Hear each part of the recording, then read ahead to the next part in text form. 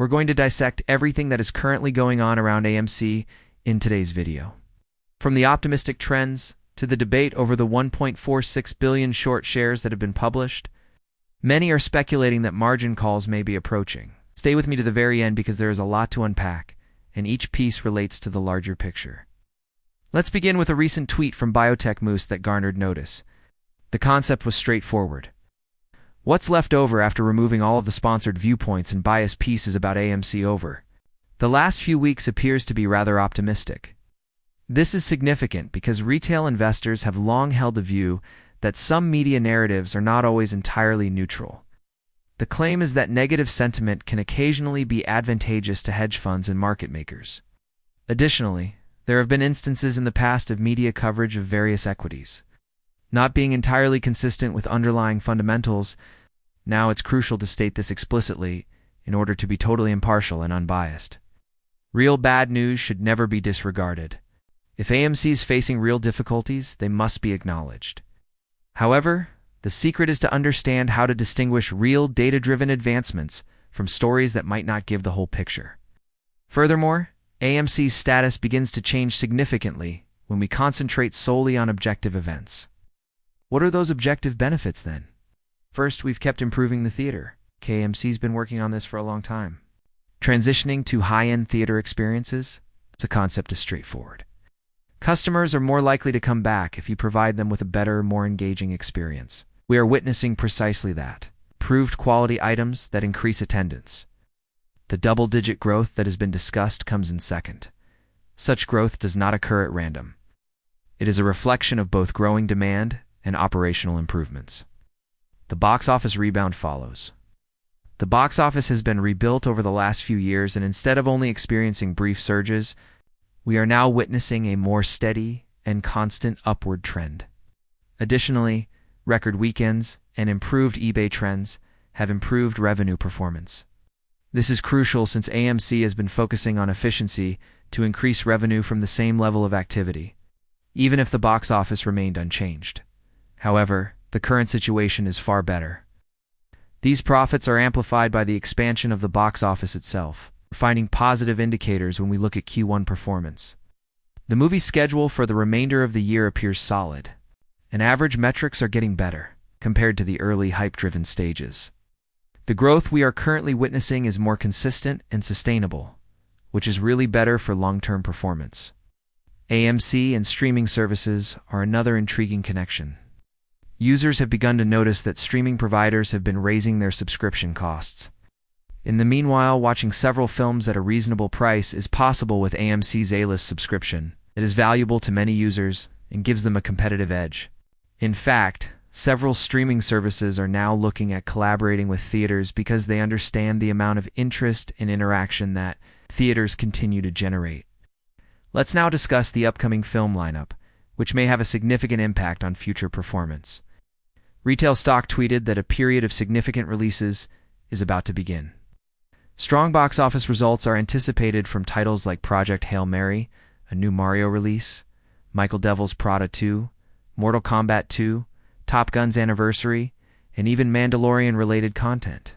For instance, it is anticipated that the Michael Jackson film alone will bring in more than $100 million during its first weekend of U.S. release. That is almost twice as much as Bohemian Rhapsody's debut performance. AMC has been preparing for precisely this kind of climate. In anticipation of a bigger box office cycle, they have invested in premium experiences, optimized their locations, and concentrated on theaters that perform better. Turning now, let's discuss investor sentiment. The long-term thesis is supported by a large number of ordinary investors, sometimes referred to as apes. We've observed instances of people keeping up their share accumulation over time. An investor who has been purchasing and holding since 2021, adding thousands of shares, was even recognized in one tweet. More than 1,000 shares were suggested by another.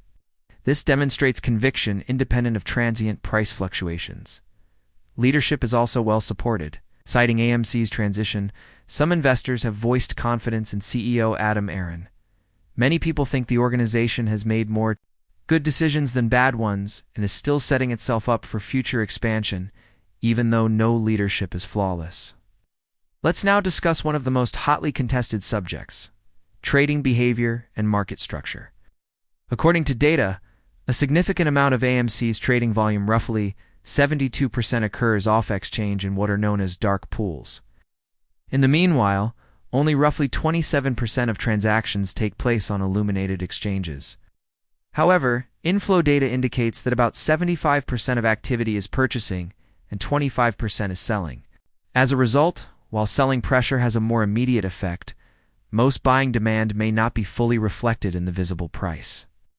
Unusual trading events, such as several trade halts in a single day, have also occurred historically, although the official goal of these halts is to reduce volatility.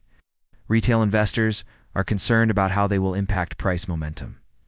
Let's move on to the stats that a lot of people are talking about. 1.46 billion shares are allegedly being shorted, with a large percentage of positions not being delivered. According to some calculations, synthetic positions could result in very high percentages of effective short interest.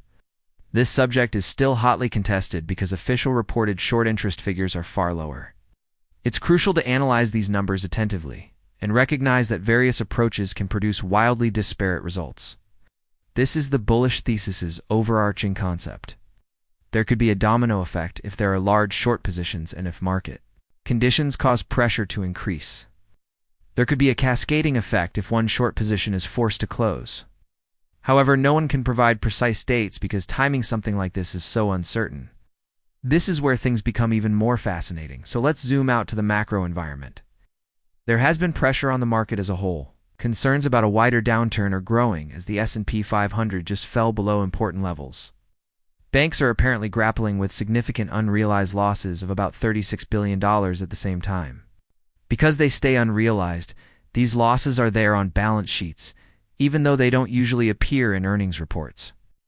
Additionally, rising bond yields, currency volatility, such as fluctuations in the US dollar versus the Japanese yen, and global uncertainty are all having an effect on liquidity. Liquidity issues have plagued organizations like UBS, and debates concerning the potential effects of exposure to swaps and derivatives on stability are still going on. It's too early to draw direct similarities, but some have even drawn links to previous financial crises. All of this is important since collateral values might decline during difficult financial times. Additionally, margin requirements become more stringent when collateral declines. At that point, margin calls may begin to occur. Hedge funds and other institutions with short positions may have to make tough choices if they are under pressure from several sources, such as market losses, liquidity problems, or drops in collateral. At the same time, capital is moving into assets like gold and silver, which frequently occurs in times of uncertainty. This suggests that investors' risk appetite may be shifting and that they are become more cautious. You can therefore understand why this issue is receiving so much attention when you take into account AMC's increasing fundamentals. The robust film pipeline, the current discussion about short interest, and the general macroeconomic pressure. Ultimately, this is the most important lesson. The narrative of AMC has more than one element. Business performance, investor attitude, market structure, and international financial conditions all play a role. Even if there are risks and uncertainties, many investors view some events favorably. That's all we got for you today, guys. What do you think of AMC stock? Participate and share your thoughts in the comments section below. I appreciate you watching.